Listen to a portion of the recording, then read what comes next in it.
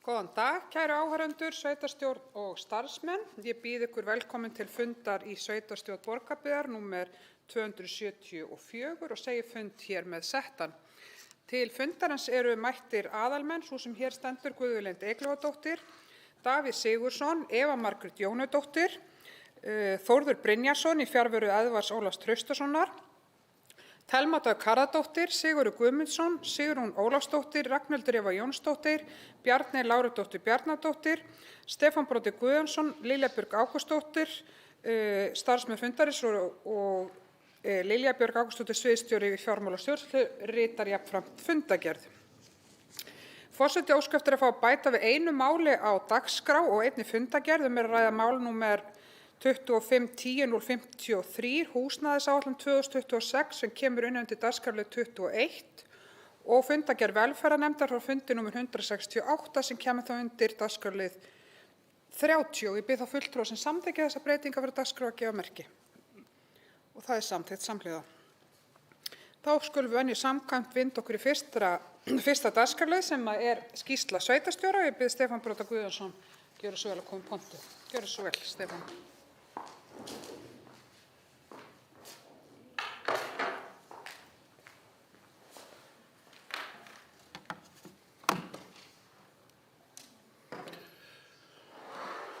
Já, forseti sveitarstjórnar, sveitarstjórnarfulltrúar, kæru íbúar Borgarbyggðar og aðrir áheyrendur. Nú búið að óska eftir tilboðum í 845 fermetra nýbyggingu við leikskólann Ugluklett. Áætlað að framkvæmdir hefjist í vor. Það liggur mikil undirbúningsvinna að baki og tímamót að nú búið að bjóða verkið út. Gleði að þeim áfanga sé náð. Við munum sjá niðurstöðu útboðsins þann 7. mars. Þá munu niðurstöður liggja fyrir. Ég bjartsýnn að við fáum einfaldlega bara mikla og góða þáttöku og að við fáum hagstæð tilboð í verkið. Meira af leikskólum því aðstæður fyrir börn og starfsfólk á Klettaborg eru sömuleiðis búnar að batna en stækkun húsnæðis nú komin í fulla notkun.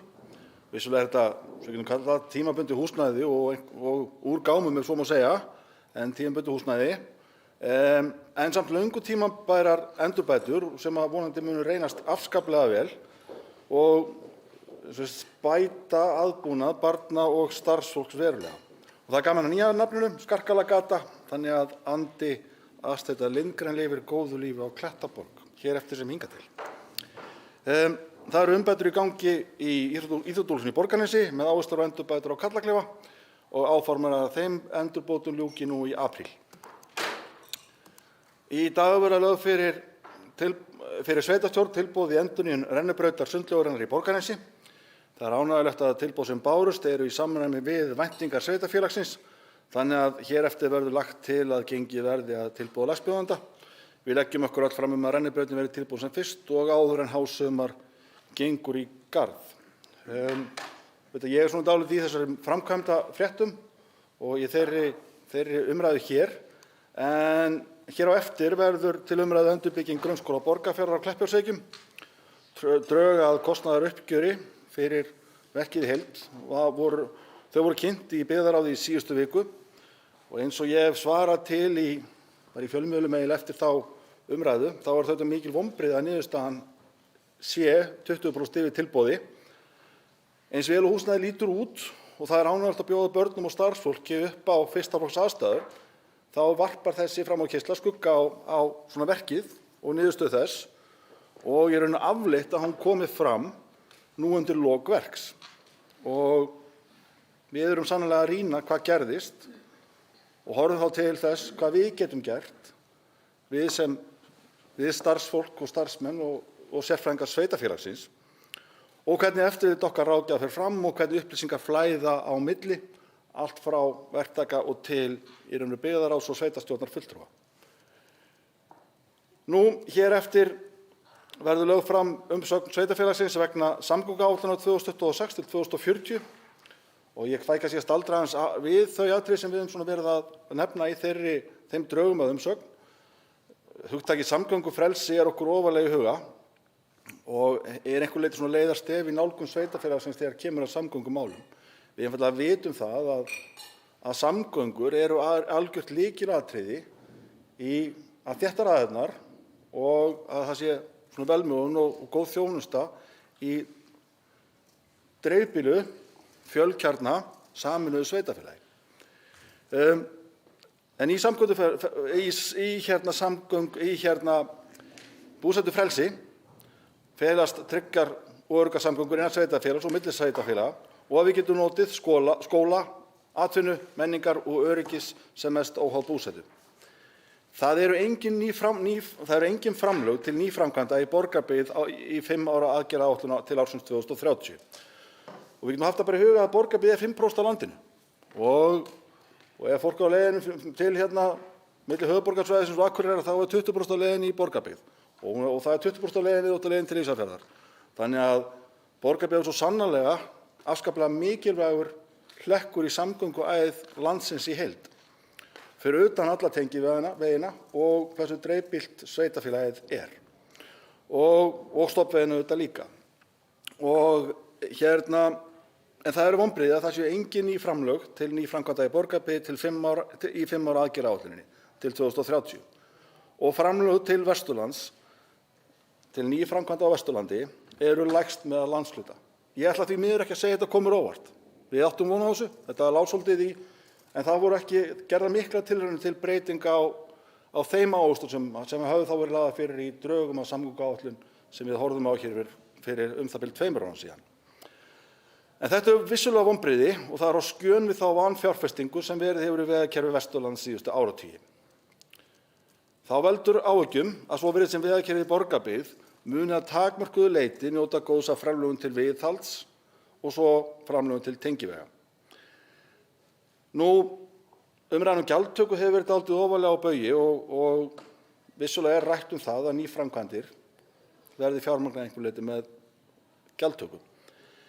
Ég held sé mikilvægt að verði tekin ákvörðun gjaldtöku til þess að flýta nýframkvæmdum, þá held ég að þetta sveitarfélag leggi áherslu á að sú gjaldtaka verði hófleg gagnvart reglulegum notendum og sanngjörn og byggja á jafnræði.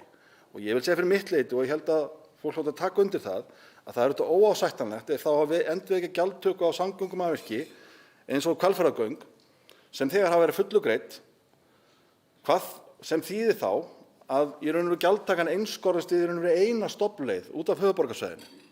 Ég spyr þá hvers vegna ekki gjaldtaka austur og suður. En það hefur svo sannarlega verið uppbygging í samgöngumannvirkjum. Það eru mikil vonbrigði að uppbygging Uxahryggjarvegar sé ekki færð á ný framar í framkvæmdaröð. Í samgönguáætluninni er í orði kveðnu lögð áhersla á fækkun malarvega með markvissri lagningu slitlags og það getur hljómað vel í okkar eyru með mikið net malarvega. En því miður þá virðist aukin fjárveiting ekki fylgja slíkum metnaðarfullum markmiðum.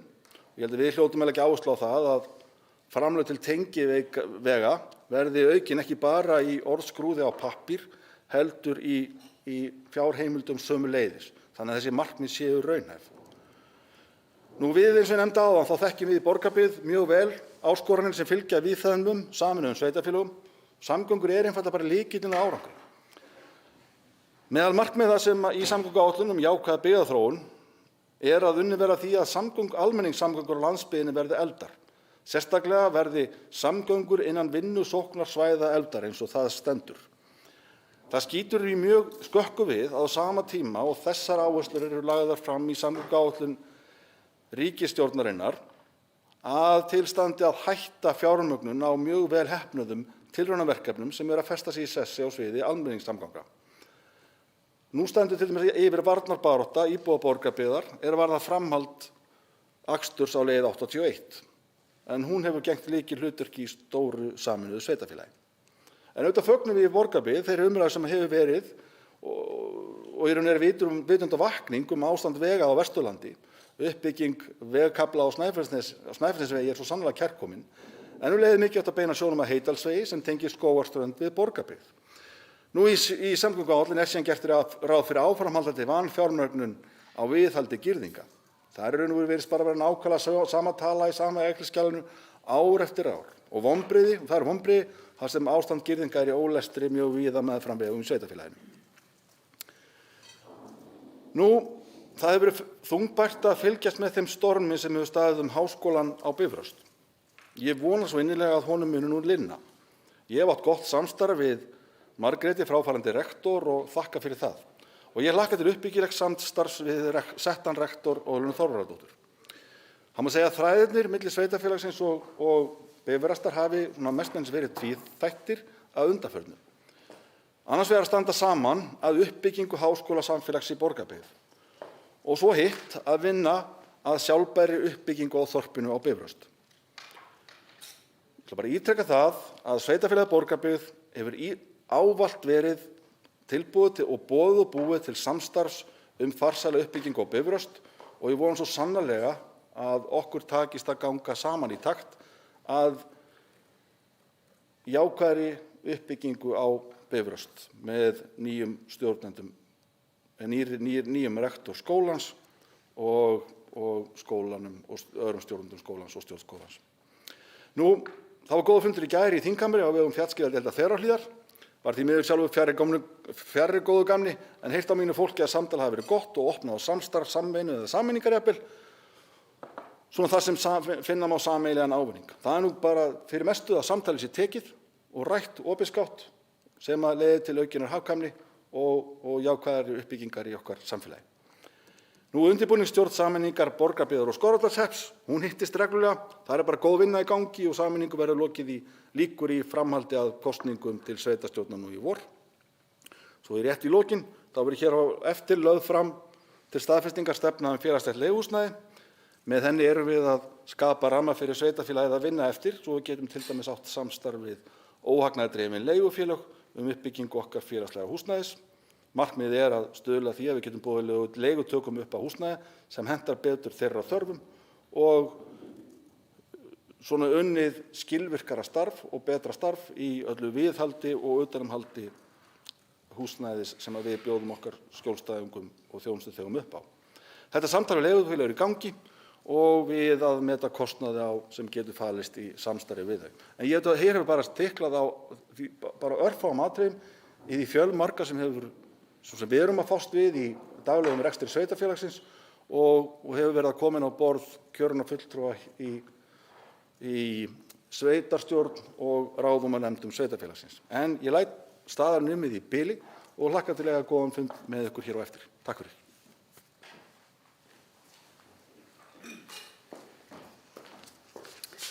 Takk fyrir þessa góðu yfirferð, Stefán Broddi. Þá erum við komin að dagskrárlið númer 2 sem ber heiti Viðauki við fjárhagsáætlun Borgarbyggðar 2026 með málsnúmeri 260124. Á fundi byggðarráðs Borgarbyggðar númer 732 var samþykkt tillaga hækkun á rekstraráætlun 300.000 kr. vegna raflýsingar til einkunna. Einnig var samþykkt hækkun á framkvæmdaáætlun 1.200.000 kr. uppsetningar á biðskýli á Hvanneyri. Á fundi byggðarráðs Borgarbyggðar númer 734 var samþykkt tillaga að viðauka við fjárfestingaráætlun hækkun fyrir samtals 96 milljónir kr. vegna GBF á Kleppjárnsreykjum, það eru 40 milljónir kr. Rennibraut við Sundlauginni í Borgarnesi 50 milljónir kr. og framkvæmdar við Kveldhúshöfða Fjóluklett 6 milljónir kr. og var því vísað til fullnaðarafgreiðslu í sveitarstjórn. Samtals því að ræða hækkun á fjárfestingaramma 97,2 milljónir kr. á rekstrakostnaði 300.000 kr. Forseti gefur orðið laust þennan dagskrárlið og það enginn sem kveður sér hljóðs og þá liggur fyrir eftirfarandi tillaga bókun. Sveitarstjórn samþykkir að til móts við hækkun á fjárfestingaramma verði rammi vegna uppbyggingar í Brákarey lækkaður úr 150 milljónum kr. í 50 milljónir kr. eða samtals 100 milljónir kr. Nú hafin vinna í samstarfi við ráðgjafa frá PVC sem vonandi leiðir til samningsgerðar við bæði fjárfesta og lóðarhafa í Brákarey. Í þeirri vinnu unnið út frá því að ekki falli beinn kostnaður á sveitarfélagið nema tryggt sé endurgjald til sveitarfélagsins. Það því ástæða til að lækka ramma vegna hreinnar fjárfestingar sveitarfélagsins í Brákarey sem þessu nemur. Hrein áhrif á fjárfestingaramma 2026 því samtals til lækkunar 2,8 milljónir kr. en áhrif á rekstur til hækkunar 300.000 kr. Ég bið þá fulltrúa sem samþykkja framkomna bókun að gefa merki. Og það samþykkt samhljóða. Þá erum við komin að dagskrárlið númer 3 sem ber heitið Gjaldskrá 2026 með málsnúmeri 2510-200 og það er afgreiðsla frá fundi byggðarráðs númer 732 og þar er framlögð tillaga að gjaldskrá fyrir félagsheimili í Borgarbyggð annars vegar. Byggðarráð samþykkir að vísa gjaldskrá fyrir félagsheimili í Borgarbyggð til sveitarstjórnar og gjaldskráin felur í sér hækkun sem samsvarar 3,2% á milli ára og þetta var samþykkt samhljóða í byggðarráði. Annars vegar er það svo afgreiðsla frá fundi byggðarráðs númer 734 og þar er framlögð tillaga breytinga á gjaldskrá skipulagsfulltrúa en er að ræða breytingar er snýr að lóðamálum, stofnun eða breytingu á lóðum. Byggðarráð samþykkir framlagða tillaga breytinga á gjaldskrá skipulagsfulltrúa. Annars vegar er að ræða lækkun á umsýslugjaldi og hins vegar hækkun á þinglýsingargjaldi sem kemur til af hækkun gjaldskrár sýslumanns. Þetta var samþykkt samhljóða og vísað til fullnaðarafgreiðslu í sveitarstjórn og forseti gefur orðið laust þessar tvær gjaldskrár sem ræðir. Og það er enginn sem kveður sér hljóðs og þá ætlum við að bera þetta upp í tvennu lagi og forseti byrjar þá á fyrri gjaldskránni. Sveitarstjórn staðfestir gjaldskrá fyrir félagsheimili Borgarbyggðar 2026 með áorðnum breytingum. Er að ræða hækkun 3,2% á milli ára og ég bið þá fulltrúa sem samþykkja að gefa merki. Og það er samþykkt samhljóða. Seinni gjaldskráin er þá svohljóðandi. Sveitarstjórn samþykkir gjaldskrá skipulagsfulltrúa 2026 með áorðnum breytingum. Er að ræða lækkun á umsýslugjaldi og hækkun á þinglýsingargjaldi og ég bið þá fulltrúa sem samþykkja að gefa merki. Og það er samþykkt samhljóða. Takk fyrir það.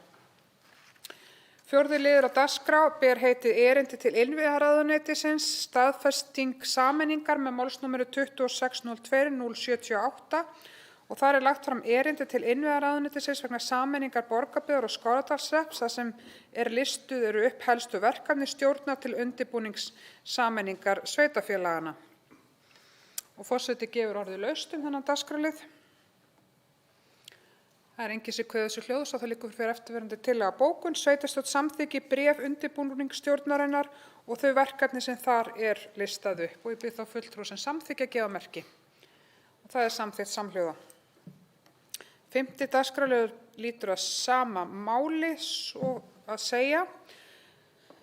Sameiginleg yfirkjörstjórn Borgarbyggðar og Skorradalshrepps fyrir sveitarstjórnarkosningar 2026 með málsnúmeri 2602-076 og þar er lagt fram til kynningar í samræmi við tillögu stjórnar undirbúning sameiningar Borgarbyggðar og Skorradalshrepps að sveitarstjórnir sveitarfélaganna skipi sameiginlega kjörstjórn vegna sveitarstjórnarkosninganna sem framfara 16. maí næstkomandi. Stjórnin leggur til að sameiginleg yfirkjörstjórn verði skipuð 2 fulltrúum frá Borgarbyggð og 2 til vara og 1 fulltrúa frá Skorradalshreppi og 1 til vara. Þá er lagt til að skipun undirkjörstjórna og skipting í kjördeildir verði óbreytt í Borgarbyggð en að Skorradalshreppur verði sérstök kjördeild. Kjörstjórn Skorradalshrepp verði undirkjörstjórn í Skorradalskjördeild. Forseti gefur orðið laust þennan dagskrárlið. Það er enginn sem kveður sér hljóðs og það liggur fyrir eftirfarandi tillaga bókun. Sveitarstjórn samþykkir tillögu stjórnar til undirbúnings sameiningar Skorradalshrepps og Borgarbyggðar. Ég bið þá fulltrúa sem samþykkja að gefa merki. Og það er samþykkt samhljóða. Þá erum við komin að 6. dagskrárlið sem ber heitið kosningar í ráð og nefndir 2022-2026 með málsnúmeri 2205-140. Í samræmi við tillögu stjórnar undirbúning sameiningar Skorradalshrepps og Borgarbyggðar er lagt til að skipuð verði sameiginleg yfirkjörstjórn beggja sveitarfélaga og að kjörstjórn Skorradalshrepp verði falið hlutverk undirkjörstjórnar í Skorradalskjördeild. Fyrir liggur eftirfarandi bókun. Sveitarstjórn staðfestir tillögu stjórnar undirbúning sameiningar og skipar Sveinbjörn Eyjólfsson og Sóleyju B. Sigurþórsdóttur í sameiginlega yfirkjörstjórn vegna sveitarstjórnarkosninga. Og ég bið þá fulltrúa sem samþykkja að gefa merki. Og það er samþykkt samhljóða. Forseti ætlar að óska eftir stuttu fundarhléi.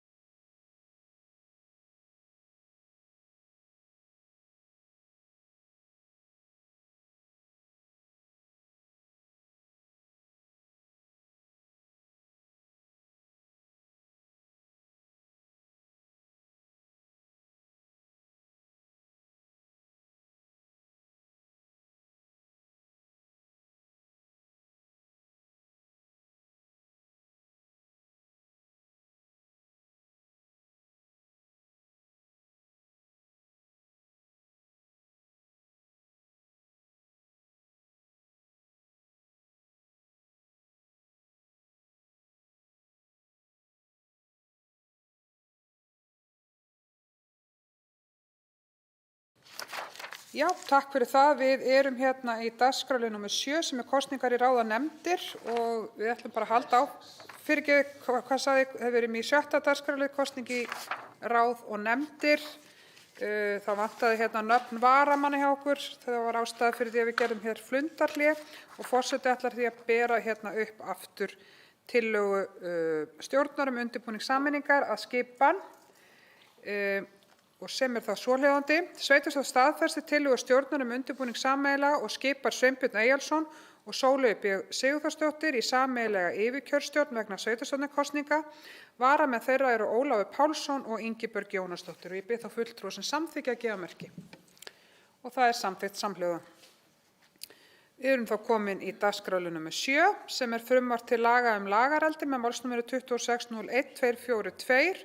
Og það afgreiðsla byggðarráðs frá fundi númer 733. Þar voru rædd drög af frumvarpi til laga lagareldi sem verið hafa í samráðsgátt og lögð fram umsögn sveitarfélagsins sem var eftirfarandi. Borgarbyggð renna margar af bestu laxveiðiám landsins, veiðihlunnindi undirstaða verðmætis fjölmargra jarða og nýting þeirra veitir fjölda fólks atvinnu í sveitarfélaginu. Jarðeigendur hafa varið óhemju tíma og fjármunum til uppbyggingar og markaðssetningar veiðihlunninda.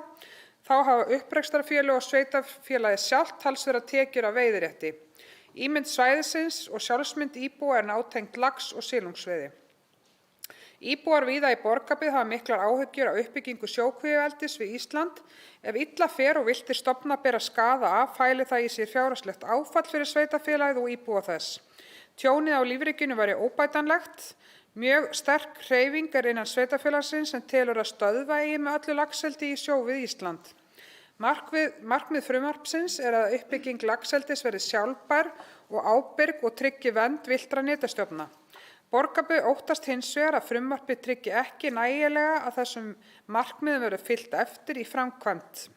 Borgarbyggð telur brýnt að löggjöf lagareldi tryggi að fyllstu varúðar sé gætt og henni fylgt eftir með eftirliti, tryggingum og viðurlögum.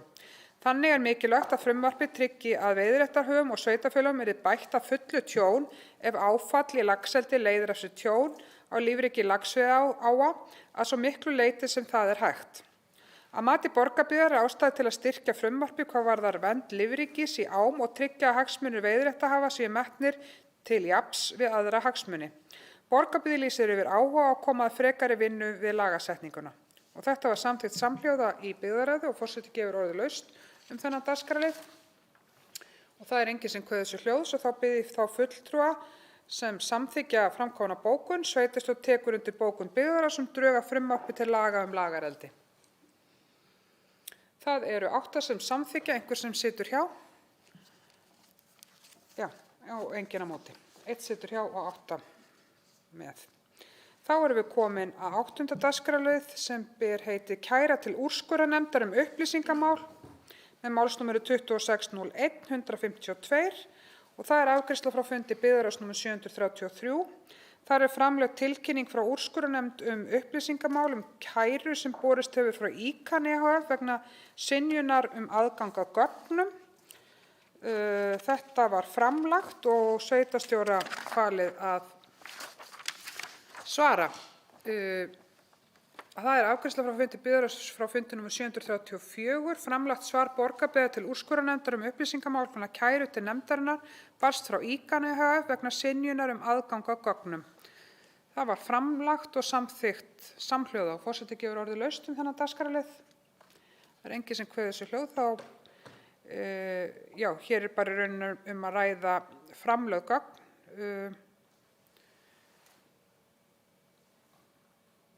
Og ég bið þá fulltrúa sem samþykkja framlögð gögn og samþykkja félag sveitarstjóra að svara fyrir hönd Borgarbyggðar. Það samþykkt samhljóða.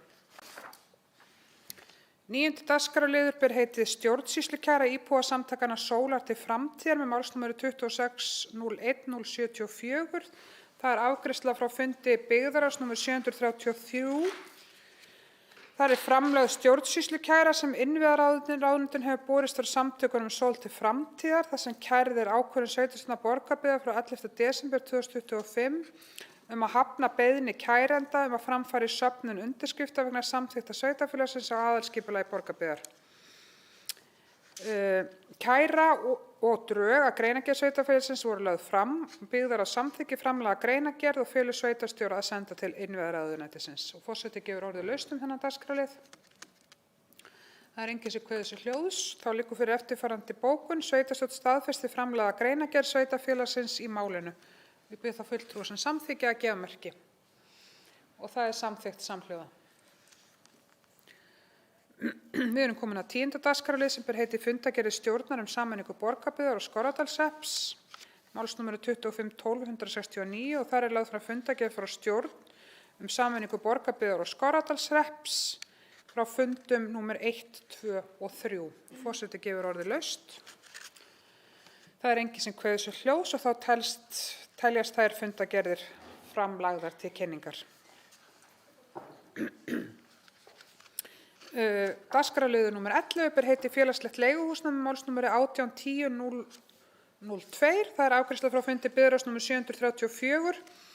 Í samræmi við bókun fundar byggðarráðs númer 729 eru lögð fram drög að stefnu Borgarbyggðar félagslegt leiguhúsnæði, kynntar hugmyndir að næstu skrefum þróunar í félagslegu leiguhúsnæði Borgarbyggðar.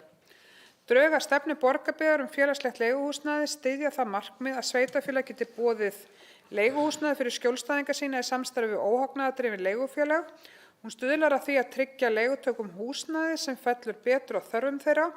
Markmiðið stefnunnar er að bjóða upp á viðeigandi félagslegt leiguhúsnæði fyrir íbúa sem uppfylla skilyrði laga og reglna sveitarfélagsins, að stuðla að félagslegri blöndun, koma í veg fyrir samþjöppun félagslegs leiguhúsnæðis og vinna gegn félagslegri einangrun íbúa, að nýta fjármuni sveitarfélagsins á hagkvæman hátt, að stuðla að því að framboð félagslegs húsnæðis samræmist þörfum íbúa, að tryggja fyrirsjáanleika í kostnaði fyrir bæði sveitarfélagið og leigjendur, að draga úr langtímaábyrgð sveitarfélagsins á viðhaldi og rekstri húsnæðis án þess að skerða þjónustu eða aðgengi. Drög að framkvæmdaramma 2026-2029 gerir ráð fyrir húsnæðisframlagi af hálfu sveitarfélagsins í verkefni af þessum toga. Stefnan er í samræmi við umræður og samþykktir velferðarnefndar. Og forseti gefur orðið laust þennan dagskrárlið. Það er enginn sem kveður sér hljóðs og þá liggur fyrir eftirfarandi tillaga bókun. Sveitarstjórn staðfesti stefnu Borgarbyggðar félagslegt leiguhúsnæði 2026 og ég bið þá fulltrúa sem samþykkja að gefa merki. Og það er samþykkt samhljóða. Þá erum við komin að dagskrárlið númer 12 sem ber heitið Grunnskóli Borgarfjarðar Kleppjárnsreykjadeild, framkvæmdir á skólahúsnæði með málsnúmeru 2104-092. Það er afgreiðsla byggðarráðs Borgarbyggðar. Í samræmi við afgreiðslu fundar byggðarráðs númer 733 eru lögð fram frekari samantekt kostnaðar og drög uppgjöri á verkinu í heild. Framlögð samantekt efli á kostnaði og drög að fullnaðar uppgjöri á verkinu. Það sýnir að útlit er fyrir að heildarkostnaður vegna samningsverks við endurbyggingu hluta á húsnæði Grunnskóla Borgarfjarðar Kleppjárnsreykjum verði 1.279 milljónir króna en það samsvarar 20% hærri fjárhæð en upphaflega tilboðið að teknu tilliti til verðbóta. Hluti fellur inn á árið 2026 og leggur byggðarráð til við sveitarstjórn að hækka fjárfestingaramma vegna nýbyggingar GBF á Kleppjárnsreykjum 40 milljónir króna og hefur verið gert ráð fyrir þeirri hækkun í viðauka 1 við fjárhagsáætlun 2026. Forseti gefur orðið laust þennan dagskrárlið. Sigurður Guðmundsson hefur beðið orðið. Gjörðu svo vel, Sigurður.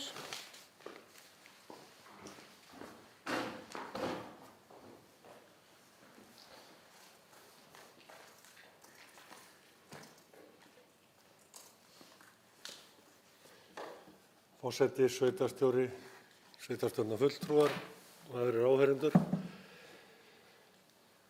Í uppgjöri sem ég ætla að fá að bóka þetta sem ég les upp á eftir. En í uppgjöri sem fylgir með dagskrárliðnum þá kemur þá er í uppgjörinu vegna byggingu grunnskólans á Kleppjárnsreykjum kemur í ljós að aukaverk hækka byggingarkostnaðum 15% ofan á verksamninginn eða 160 milljónir. Það er ávallt vonbrigði þegar áætlanir ganga ekki eftir. við fulltrúar Sjálfstæðisflokksins pólitískan hráskinnaleik en viljum hins vegar læra af reynslunni til að hægt sé að gera betur í framtíðinni. Við grófa yfirferð á aukaverkun þá kemur í ljós að um 40% af aukaverkunum má rekja til hönnunar eða vöntunar á hönnun, 20% til þess að breytt var byggingaraðferð, það frávíst tilboð tekið, og 40% ófyrirséð vegna tenginga við gömul hús og fráveitu og fleira. Þarna kemur berlega í ljós hversu mikilvægt að rýna hönnun og passa upp á að hönnun mannvirkja sé vönduð og lokið áður en til útboðs kemur. Jafnframt sýnir þetta að það vandasamt og þarf að skoðast mjög vel ef það koma frávíkstilboð og nauðsynlegt að leggja gott mat á hvort það tilboð sé hagstætt út frá hönnunarforsendum. Annað atriði sem við erum óánægð með hvað upplýsingagjöf kostnað og þróun hans á verktímanum barst kjörnum fulltrúum seint og illa. Það óviðunandi því upplýsingar þróun á kostnaði kemur yfir verktíman ef utanumhald með góðum hætti. Takk.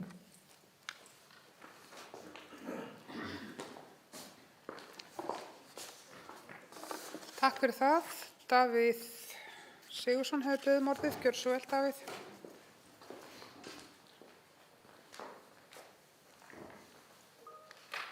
Já, takk fyrir það. Forseti, sveitarstjórn, starfsmenn og aðrir áheyrendur. Ég ætla að leggja hér fram stutta bókun einnig. Það eru vonbrigði að kostnaður vegna aukaverka við nýbyggingu GBF á Kleppjárnsreykjum skyldi verða jafn mikill og raun ber vitni. Eftir nánari skoðun það ljóst að hjá þessum kostnaði var ekki komist. Ekki hafði verið gert með fullnægjandi hætti ráð fyrir ýmsum hlutum framkvæmdarinnar við hönnun og gerð útboðsgagna. Þegar ræðir verk af þessari stærðargráðu þar sem verið að skeyta saman eldri og nýrri byggingu alltaf drjúgur kostnaður ófyrirséður. En fyrst og fremst það vonbrigði að upplýsingar þennan kostnað skuli ekki berast fyrir nú, þegar verkið svo gott sem lokið. Ég fyrir hönd Framsóknar skorast ekki undan ábyrgð og tek á móti þeirri gagnrýni sem sett hefur verið fram af hálfu fulltrúa Sjálfstæðisflokksins og tek henni alvarlega. Það hefur nú þegar verið farið yfir alla verkferla innan hús hjá sveitarfélaginu gagnvart verkeftirliti og skert á þeim til að tryggja að þetta endurtaki sig ekki. Eftir stendur að risinn nýr og glæsilegur skóli sem börn og starfsfólk byrjað að nýta og allir íbúar geta verið stoltir af. Takk.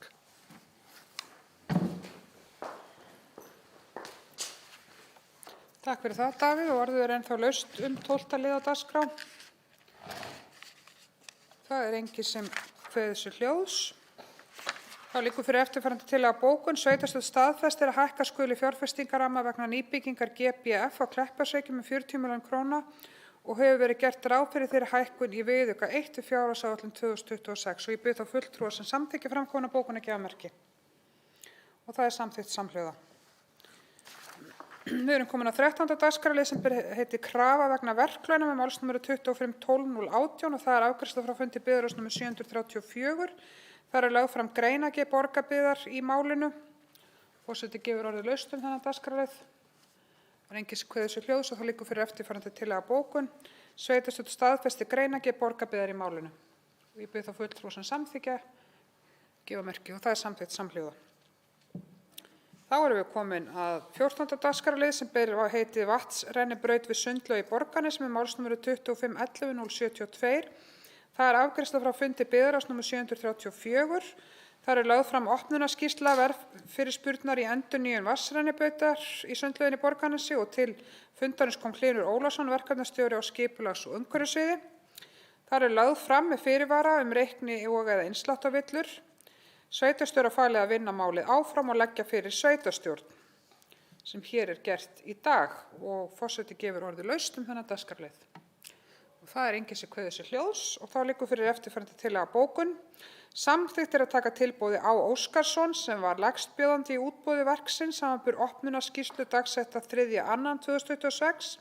Sveitarstjóra falið að skrifa undir samning þeirra nauðsynleg samningsgögn og verktrygging og verkáætlun liggja fyrir. Ég bið þá fulltrúa sem samþykkja að gefa merki. Og það er samþykkt samhljóða. Þá erum við komin að 15. dagskrárlið sem ber heiti Bjargsland og Kveldhúshöfði, gatnagerð og kostnaður með málsnúmeru 2203 079. Það er afgreiðsla frá fundi frá fundi, já, mér vantar reynda númerið á fundinum hérna. Við kannski ritara að finna það fyrir mig. En það er yfirferð á gatnaframkvæmd við Fjóluklett. Það eru framlagðar aukaverkbeiðnir vegna vegslóða til uppbygginga á Mön og einnig lagfæringar á vegslóða samhliða gatnagerð til uppbyggingar á öðrum áfanga framkvæmdarinnar. Samtals kostnaður við aukaverkbeiðnir er 5,2 milljónir króna. Byggður á samþykki framlagða aukaverkbeiðnir. Stór hluti kostnaður við þessi aukaverk munu nýtast við gerð göngustíga sem áformað er í deiliskipulagi svæðisins. Og forseti gefur orðið laust þennan dagskrárlið. Þetta var frá fundi 734 í byggðarráði, svo það komið fram líka.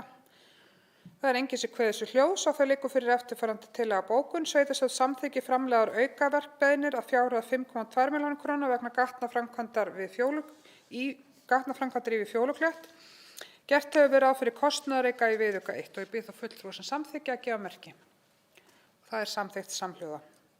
16. dagskrárliður ber heitið umsókn breytingu á deiliskipulagi með málsnúmeru 2509 327 og það er afgreiðsla frá fundi skipulags- og byggingarnefndar nr. 83. Þar segir í bókun nefndarinnar: Skipulags- og byggingarnefnd leggur til við sveitarstjórn að samþykkja framlagða deiliskipulagsbreytingu samkvæmt 42. grein skipulagslaga nr. 123 frá 2010. Og forseti gefur orðið laust þennan dagskrárlið. Davíð Sigurðsson hefur beðið orðið. Gjörðu svo vel, Davíð. Takk fyrir það, forseti. Ég ætla bara svona rétt til áréttingar því að það er ekki alveg augljóst á gögnunum að er að ræða deiliskipulag sem er upp í Húsafelli á athafnasvæði við Kaldadalsveg. Takk.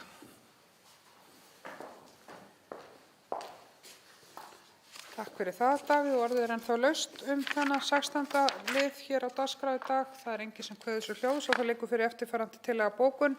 Sveitarstjórn samþykki framlagða deiliskipulagsbreytingu samkvæmt 42. grein skipulagslaga nr. 123 frá 2010. Og ég bið þá fulltrúa sem samþykja að gefa merki. Og það er samþykkt samhljóða. 17. dagskrárliður ber heitið breyting á deiliskipulagi Flatahvarfi, Hrafnaflöt með málsnúmeru 2602 030 og það er afgreiðsla frá fundi skipulags- og byggingarnefndar nr. 83. Þar segir í bókun: Skipulags- og byggingarnefnd leggur til við sveitarstjórn að samþykkja framlagða óverulega breytingu á deiliskipulagi samkvæmt 42. grein skipulagslaga nr. 123 frá 2010. Breytingin á við svo óveruleg frávik að hagsmunir nágranna skerðast í engu hvað varðar landnotkun, útsýni, skuggavarp eða innsýn. Málsmeðferð verður samkvæmt 2. málsgrein 43. greinar skipulagslaga og 3. málsgrein 44. greinar sömu laga. Þetta var samþykkt samhljóða í nefndinni. Forseti gefur orðið laust þennan dagskrárlið. Það er enginn sem kveður sér hljóðs og það liggur fyrir eftirfarandi tillaga bókun. Sveitarstjórn samþykki framlagða óverulega breytingu á deiliskipulagi samkvæmt 42. grein skipulagslaga nr. 123 frá 2010. Breytingin á við svo óveruleg frávik að hagsmunir nágranna skerðast í engu hvað varðar landnotkun, útsýni, skuggavarp eða innsýn. Málsmeðferð verður samkvæmt 2. málsgrein 43. greinar skipulagslaga og 3. málsgrein 44. greinar sömu laga. Ég bið þá fulltrúa sem samþykkja framkomna bókun að gefa merki. Og það er samþykkt samhljóða. Og við erum ennþá í skipulagsmálunum og það er mál númer 18 hér á dagskrá sem ber heitið Húsafell 3, umsókn deiliskipulag, landnúmer 134495, málsnúmer 260120 og það er afgreiðsla frá fundi skipulags- og byggingarnefndar númer 83. Þar segir í bókun: Skipulags- og byggingarnefnd leggur til við sveitarstjórn að grenndarkynna óverulega breytingu á deiliskipulagi samkvæmt 2. málsgrein 43. greinar og 44. greinar skipulagslaga nr. 123 frá 2010 fyrir eigendum Stóra-Rjóðurs 5, 8 og 9. Og forseti gefur orðið laust þennan dagskrárlið. Það er enginn sem kveður sér hljóðs og þá liggur við fyrir eftirfarandi tillaga bókun. Sveitarstjórn samþykkir að grenndarkynna óverulega breytingu á deiliskipulagi samkvæmt 2. málsgrein 43. greinar og 44. greinar skipulagslaga nr. 123/2010 fyrir eigendum Stóra-Rjóðurs 5, 8 og 9. Við bið þá fulltrúa sem samþykkja framkomna bókun að gefa merki. Það er samþykkt samhljóða. Við erum komin á 19. dagskrárlið sem ber heitið umsókn deiliskipulag með málsnúmeri 2601-077 og það er afgreiðsla frá fundi skipulags- og byggingarnefndar nr. 83. Þar segir í bókun: Skipulags- og byggingarnefnd leggur til við sveitarstjórn að grenndarkynna óverulega breytingu á deiliskipulagi samkvæmt 2. málsgrein 43. greinar og 44. greinar skipulagslaga nr. 123/2010 fyrir eigendum Ásenda 2, 3, 4, 8, 9 og 10. Og forseti gefur orðið laust þennan dagskrárlið. Það er enginn sem kveður sér hljóðs og það liggur fyrir eftirfarandi tillaga bókun. Sveitarstjórn samþykkir að grenndarkynna óverulega breytingu á deiliskipulagi samkvæmt 2. málsgrein 43. greinar og 44. greinar skipulagslaga nr. 123/2010 fyrir eigendum Ásenda 2, 3, 4, 8, 9 og 10. Bið þá fulltrúa sem samþykkja framkomna bókun að gefa merki. Og það er samþykkt samhljóða. Þá erum við komin að dagskrárlið nr. 20 sem ber heitið Samtal stöðu og stefnu Háskólans á Bifröst með málsnúmeri 2307-084. Háskólinn á Bifröst er hluti á öflugu háskólasamfélagi í Borgarbyggð. Hann á rætur á Bifröst og saga hans er liðlega 100 ára gömul. Starfsemi og umsvif skólans skipta sveitarfélagið og allt samfélagið í Borgarbyggð miklu máli. Fyrir liggur hér bókun sem er svohljóðandi. Háskólinn á Bifröst hefur verið burðarás í að mennta fólk til sérfræði og stjórnunarstarfa í íslensku atvinnulífi. Skólinn hefur verið brautryðjandi í fjárnámi og lagt mikið af mörkum til að styrkja byggðafestu og byggðaþróun á landinu öllu. Starfsemi skólans hefur tekið miklum breytingum á síðustu árum. Nemendum fjölgað hratt og fjárnám tekið við að staðanámi. Sveitarstjórn Borgarbyggðar styður heilsugar uppbyggingu og þróun Háskólans á Bifröst og fagnar þeim góða árangri sem náðst hefur. Háskólinn á Bifröst starfrækir nú stærstu viðskiptadeild landsins og stundar öflugar rannsóknir á sviði fjármála, byggðamála, sveitarstjórnarmála, mannauðsfræða, öryggismála og fjölda annarra greina. Það hefur verið þungbært að vera vitni að þeim deilum sem hafa geisað innan skólans. Fráfarandi rektor á þakkir skildar fyrir metnaðarfulla uppbyggingu á háskólanum og gott samstarf við sveitarfélagið á miklum óróatímum. Það er von sveitarstjórnar Borgarbyggðar að nú hafi skapast ró starfsemi skólans. Rætur skólans liggja djúpt í Borgarfirði, skólinn rekur starfsstöð á Hvanneyri og staðarlotur fara fram í Borgarbyggð. Það undirstrikar sterk tengsl að sveitarfélagið hefur tilnefnt fulltrúa í háskólastjórn og fulltrúaráð skólans. Sveitarstjórn Borgarbyggðar hvetur stjórnvöld háskólamála eindregið til að efla menntun, kennslu, rannsóknir og nýsköpun á háskólastigi í Borgarbyggð. Mikil tækifæri felast í áframhaldandi uppbyggingu háskólasamfélags á Hvanneyri, til dæmis með samstarfi háskóla og fleiri stofnana. Loks er það eindregin von sveitarstjórnar Borgarbyggðar að þorpið á Bifröst, sem að mestu er í eigu Háskólans á Bifröst, fái sem fyrst nýtt hlutverk. Sveitarstjórn ítrekar að sveitarfélagið hefur mikinn vilja til að eiga samstarf við stjórnendur skólans þróun þorpsins til framtíðar. Núverandi nýting húsnæðis í þorpinu er hvorki félagslega né fjárhagslega sjálfbær.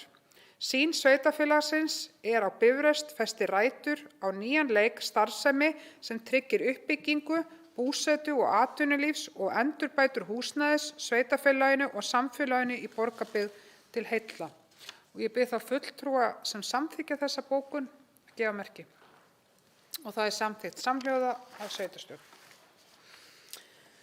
21. liður á dagskrá ber heiti Húsnæðisáætlun 2026 með málsnúmeri 2510-053 og það er húsnæðisáætlun Borgarbyggðar 2026 sem er lögð fram til síðari umræðu og forseti gefur orðið laust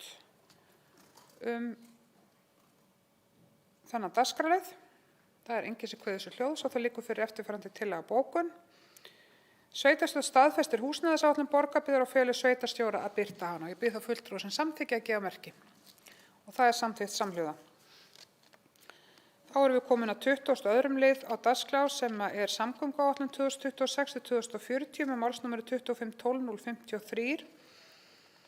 Það eru lögð fram samgönguáætlun 2016 til 2040 og það umsögn sveitarfélagsins samgönguáætlun og forseti gefur orðið laust þennan dagskrárlið. Það enginn sem kveður sér hljóðs og þá liggur fyrir eftirfarandi tillaga bókun. Sveitarstjórn samþykki framlagða umsögn samgönguáætlun. Ég bið þá fulltrúa sem samþykkja að gefa merki og það samþykkt samhljóða.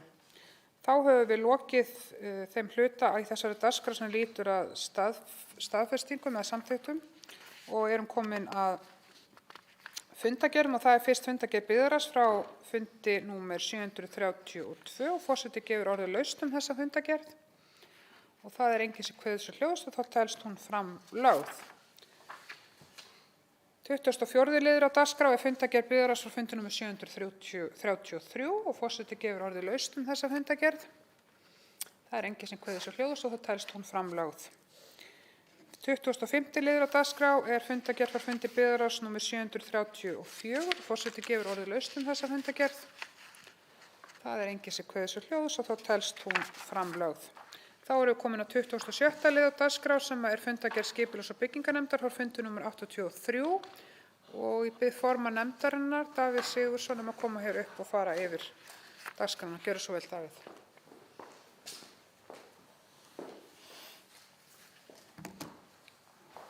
Já, takk fyrir það, forseti. Sveitarstjórn. Ég ætla að renna hér stuttlega yfir þessa fundargerð skipulags- og byggingarnefndar. Það var óvenju stuttur fundur. Fyrsti liður á dagskrá dagskrárliður sem við afgreiddum hér áðan. Það breyting á deiliskipulagi þjónustulóðar við Kaldadalsveg. Annar liður var tekinn hér fyrir áðan líka. Það var breyting deiliskipulags Flatahverfi við Hrafnaflöt. Þriðja lið Húsafell 3. Hann var tekinn fyrir hér áðan líka, varðandi Stóra-Rjóður 6. Í fjórða lið var tekinn fyrir liður sem var hér áðan líka, það er Ásendi 1. Í fimmta lið var umsókn deiliskipulags Selás 11. Það var lögð fram fyrirspurn heimildir breytingar á deiliskipulagi Selás í landi Ánabrekku fyrir lóðina Selás 11. Og það snerist byggingarheimildir þar sem samkvæmt núverandi skipulagi heimilt að byggja allt að 165 fermetra á lóðinni sem skiptist í 120 fermetra gistihús, 30 fermetra geymsluhús, 120 fermetra frístundahús, 30 fermetra gistihús og 15 fermetra geymsluhús. En áformað að byggja 137,9 fermetra frístundahús og 12,9 fermetra sánu og verður því hámarksbyggingamagn frístundahús hækkað en heildarbyggingagn lóðarinnar hækkar ekki þannig að þetta var samþykkt samhljóða. Sjötti liður þá var fyrirspurn skipulagsmál. Það var fyrirspurn að leyfi til að setja niður 49 fermetra gestahús á lóð Veiðifélags Flókadalsár. Það var bara samþykkt að setja þetta gestahús niður en nefndin tók jafnframt fram á að gert yrði deiliskipulag fyrir lóðina ef frekari uppbygging yrði áformuð. Sjöundi liður, það var mjög ánægjulegur liður. Það var umsókn framkvæmdaleyfi frá Vegagerðinni en Vegagerðin áformar að fara í endurbyggingu Snæfellsnesvegar milli Brúarhrauns og Hraunsmúla í Borgarbyggð. Fyrirhuguð framkvæmd á 6 km kafla og liggur lönd Brúarhrauns, Ásbrúnar, Flesjustaða, Heiðabýlis, Syðstugarða og Snorrastaða 2. Framkvæmdin felur í sér breikkun og styrkingu vegarins, nýlögn ræsa ásamt nýlögn bundins slitlags. Áætluð verklok 15. september. Skipulags- og byggingarnefnd sem fór með fullnaðaraksturvald sveitarstjórnar samþykkti að gefa út framkvæmdaleyfi fyrir umræddri framkvæmd. Svo voru lagðar fram 2 afgreiðslufundargerðir, önnur frá skipulagsfulltrúa og hin frá byggingarfulltrúa. Fleira var ekki gert. Takk.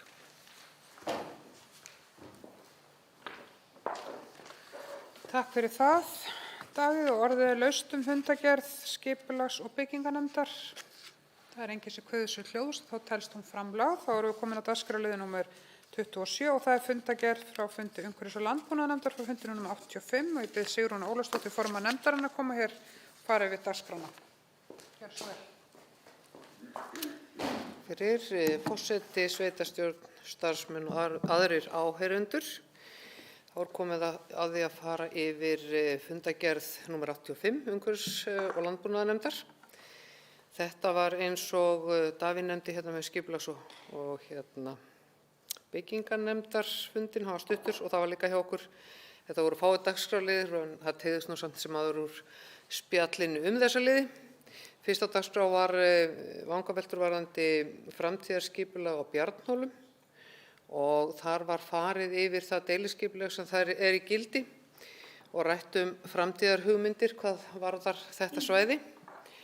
Og niðurstaðan út frá þessum vangaveltum var að fela umhverfisfulltrúa að hefja vinnu við greiningar á þörfum við nýja sorpmóttökustöð á Bjarnhólum og í framhaldinu var farið í að endurskoða deiliskipulag í samvinnu við skipulagsfulltrúa.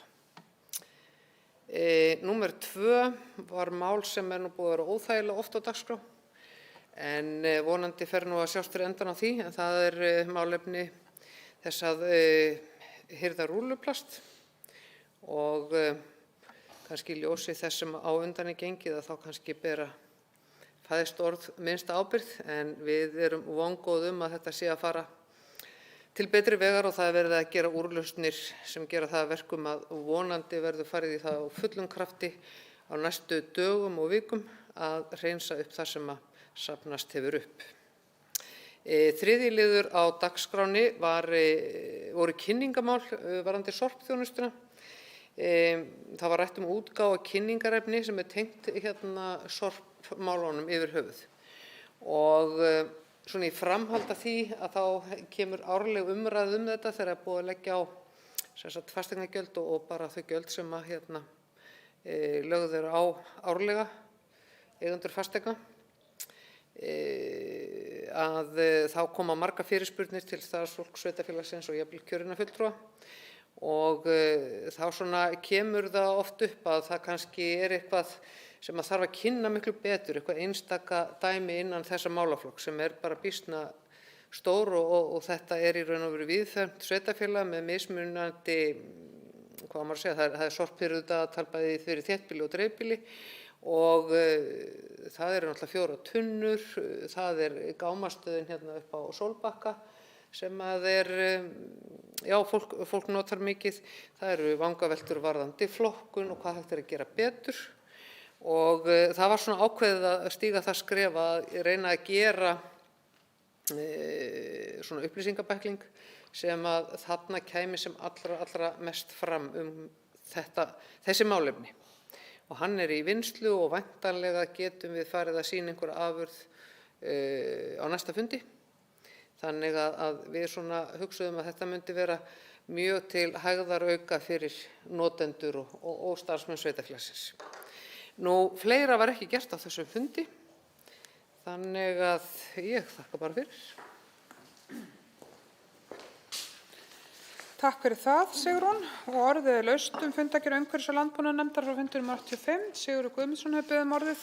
Gjörðu svo vel, Sigurður.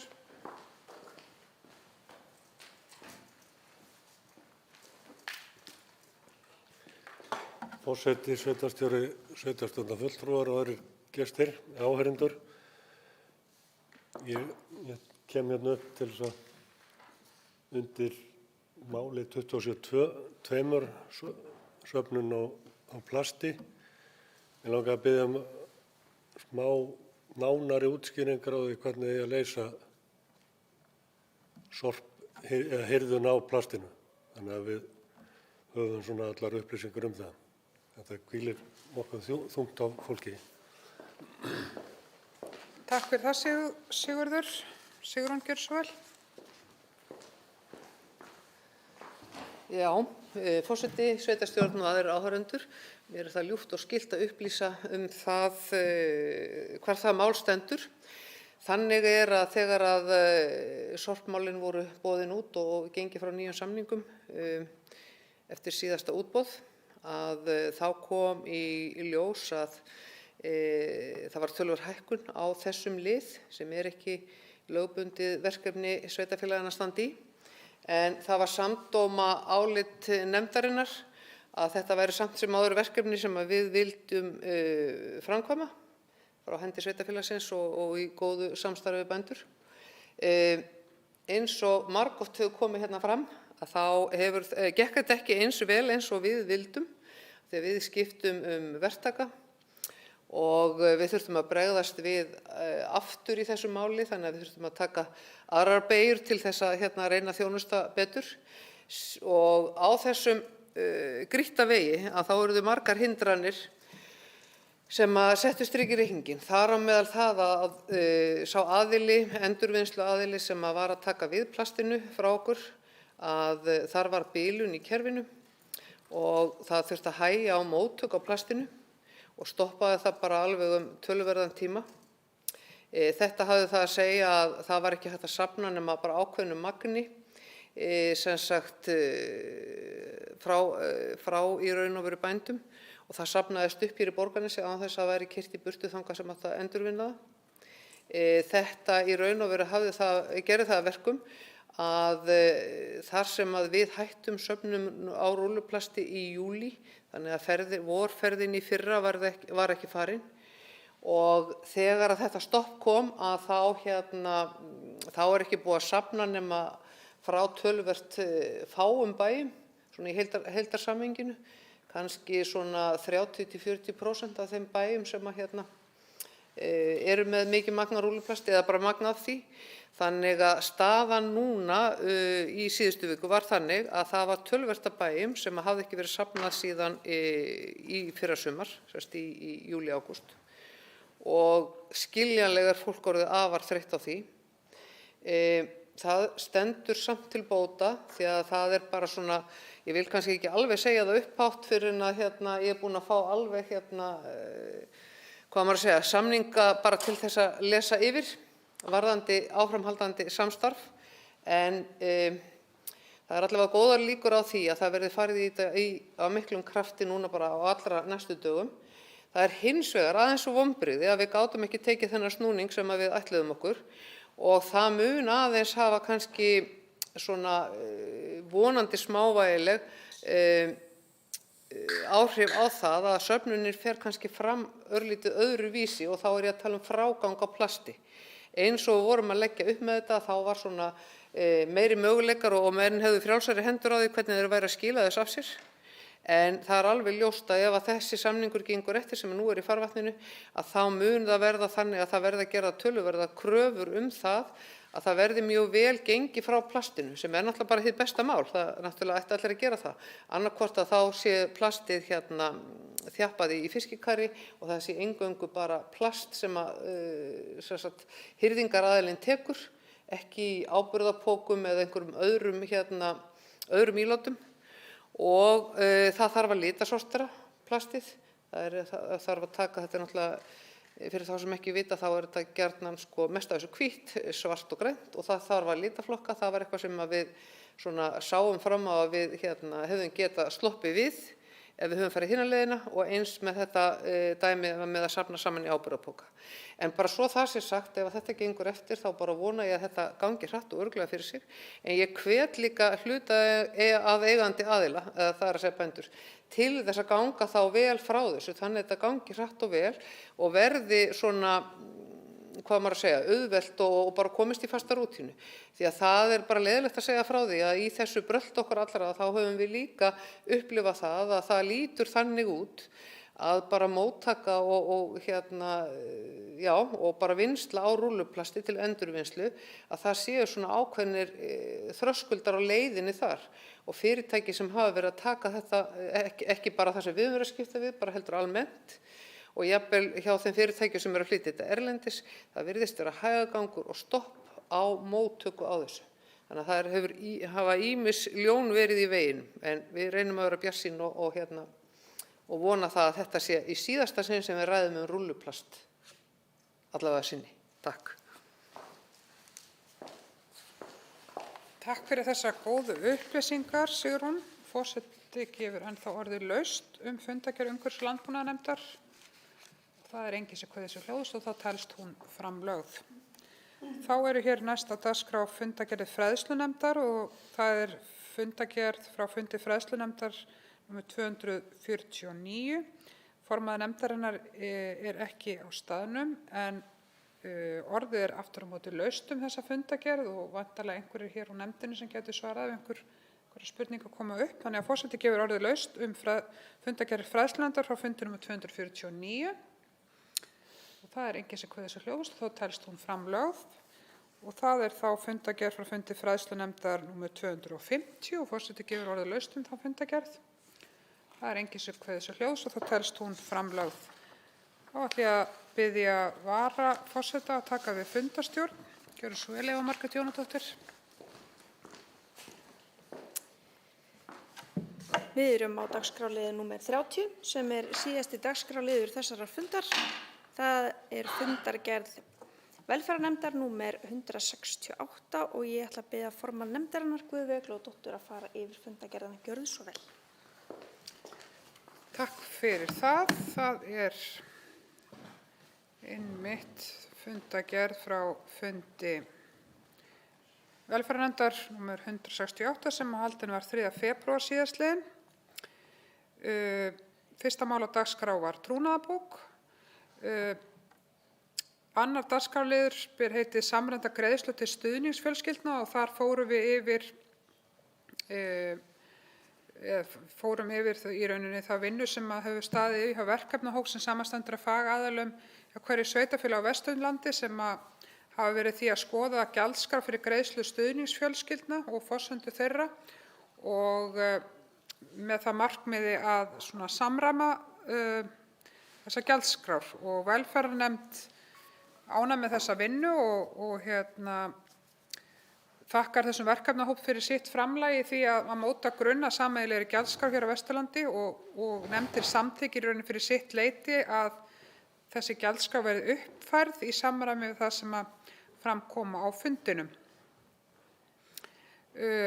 Þriðji dagskrárliður ber heitið reglur fjárhagsaðstoð en þann 9. janúar var bókað í byggðarráð að grunnfjárhæð fjárhagsaðstoðar myndi lækka í 200.000 krónur og var sveitarstjóra falið að leggja fram tillögu að útfærslu og breytingu á reglum fjárhagsaðstoð og það minnisblað var lagt fyrir nefndina sem að samþykkti fyrir sitt leyti að grunnfjárhæð fjárhagsaðstoðar verði lækkuð í 200.000 krónur í einu skrefi og taki gildi miðað við útgreiðslu fjárhagsaðstoðar fyrir maí 2026. En það er ekki lagt til að breytingar verði á kvörðum sem notaðir eru til útreiknings heldur einungis að breyting verði á þessu grunngjaldi og sveitarstjóra var falið að uppfæra reglur borgarbyggðar fjárhagsaðstoð til samræmis og leggja fyrir sveitarstjórn.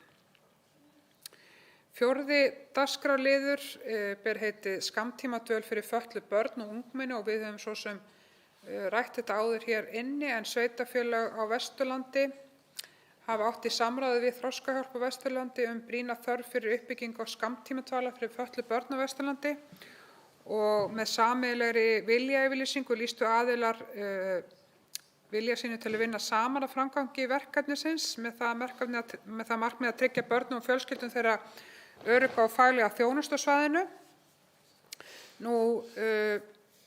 Það var rakið fyrir nefndinni og kemur fram í fundargerðinni tímalína þessa máls sem má í rauninni rekja alveg aftur til seinni hluta ársins 2024 þar sem þetta var fyrst rætt á fundi stjórnenda á Vesturlandi og eins og við kannski þekkjum að þá er niðurstaðan sú að við erum komin í samstarf við Þroskahjálp á Vesturlandi og velferðarnefnd hefur bara lýst ánægju með þann framgang sem hefur orðið á verkefninu uppbyggingu skammtímadvalar fyrir fötluð börn og bara fagnar þessu samstarfi sem hefur skapast á milli sveitarfélaga á svæðinu. Og við rauninni bara bindum vonir við það að það verði hægt að opna í Holti bara fljótlega á þessu ári. Þannig að mjög ánægjulegt verkefni. 5. liður á dagskrá félagslegt leiguhúsnæði en samræmi við bókun fundar byggðarráðs var lögð fram drög að stefnu sem við höfum nú þegar samþykkt hér í dag. Þessar Hugmyndir voru ræddar inn í velferðarnefnd og stefnan lögð þar fram og hún var eins og fram kom hér fyrr á fundunum í samræmi við þá umræðu sem átti sér í rauninni í samræmi við þá umræðu og það sem velferðarnefndin lagði til. Það var ekki fleira gert á þessum fundi og ég svara fús öllum spurningum sem þið kunnið að hafa. Takk. Takk fyrir þetta. Ég gef orðið laust þessa fundargerð. Er einhver sem vill kveða sér hljóðs? Svo er ekki. Þá telst hún framlögð og ég vil biðja forseta að taka aftur fundarstjórn. Gjörðu svo vel. Takk fyrir það, Eva Margrét. Já, það er ekki fleira á dagskrá hér hjá okkur í dag, þannig ég þakka sveitarstjórn fyrir góðar umræður, starfsmönnum fundarins fyrir sína vinnu, undirbúning og fundarritun hér og tæknimanninum okkar jafnframt og segi þessum fundi slitið.